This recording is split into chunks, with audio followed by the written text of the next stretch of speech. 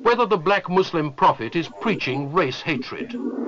He's not teaching hate, he's teaching history. And since the American white man has used his control over the press and over the textbooks and over all forms of media to make it appear that he has done us a favor by bringing us here and enslaving us, then the Honorable Elijah Muhammad has to rewrite history or retell history.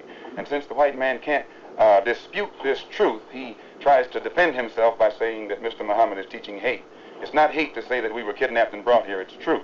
It's not hate to say that we were Jim Crow, discriminated and segregated, it's truth. It's not hate to say that the Supreme Court, which is the highest court in this country, came up with a hypocritical desegregation decision 9 years ago, which they haven't enforced yet. That's not hate, that's truth. You're quoted as having said when an airliner crashed with a number of white people on board that you were glad it happened.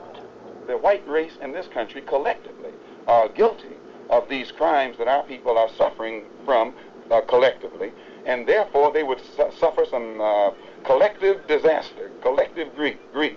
And when that plane crashed in France with 130 white people on it, and we learned that 120 of them were from the state of Georgia, the state that my own grandfather was a slave in, why, to me, it couldn't have been anything but an act of God, a blessing from God, and I frankly and sincerely pray for similar blessings from him to repeat themselves as often as he can spare them.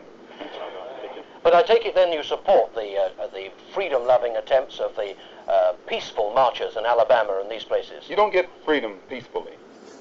Freedom is never safeguarded peacefully. Anyone who is depriving you of freedom isn't deserving of a peaceful approach by the ones who are being deprived of their freedom. And when black people in this country come out from under the mental straitjacket that the Negro clergymen have placed them in, and begin to see that the only way you can get freedom is to get it the same way the white man in this country got it from England, or he says he got it from England. He was willing to pay the price for freedom. When you're willing to pay the price for freedom, then you'll get it. But the Negro in this country has never been willing to pay the price for his freedom. All of the price that we have been paying in the past has been freedom for the white man. We fought abroad so that the white man in America could be free today to sick police dogs on us, to beat our people in the heads with police clubs, and to turn water hose on little women and children and babies simply because they want to walk down the street like decent human beings. That's now the only way you can have peace is to eliminate those injustices, and the American white man is not going to eliminate them. He's going to talk that pretty talk, but he'll still continue to practice those inhuman deeds.